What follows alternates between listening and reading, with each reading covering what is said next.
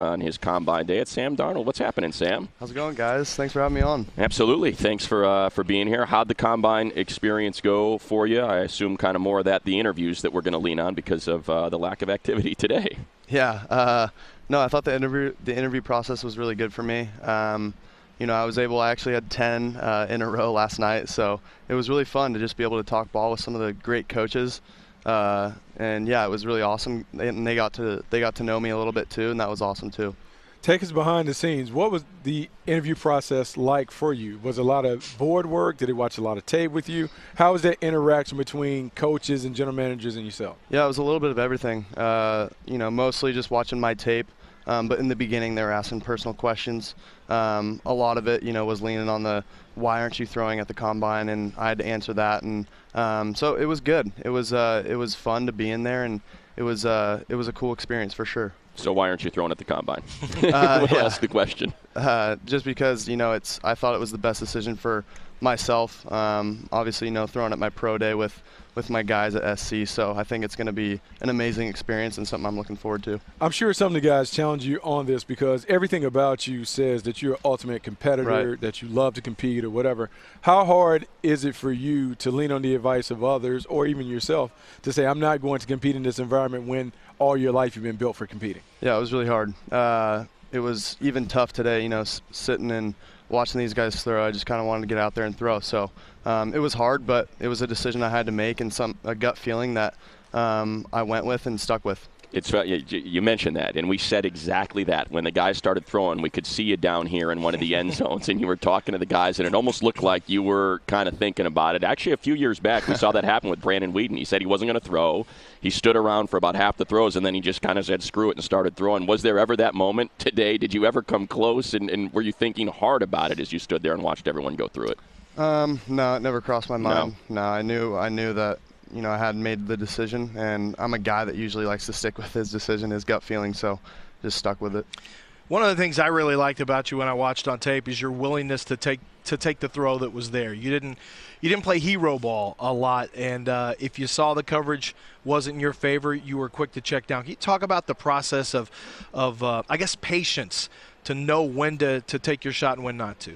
Yeah, I think patience is huge at the quarterback position.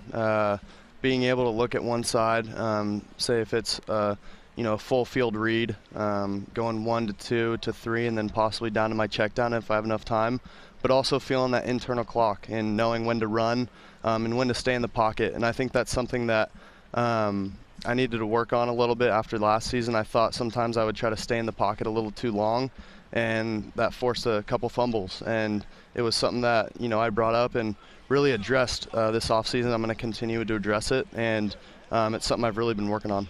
And thinking about that, obviously as scouts, we always are looking for players that are kind of coming into the league on the rise. And so as you looked at your game and you're trying to figure out where is the next step for me, what would you say the areas of improvement that you feel like you need to handle in the offseason outside of the turnover issue? Yeah, I think really tying my feet to my eyes, that's a big one for me.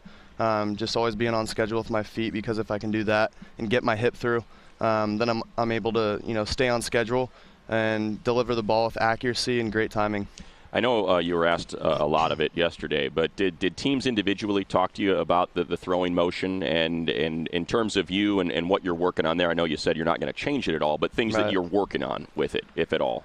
Yeah, most of the teams, they would ask me, are you doing anything to change your motion or anything like that? And I would say, oh, not really. I'm really just focused on my lower body, getting my feet lined up and my hip through the target. And they said, yeah, we agree.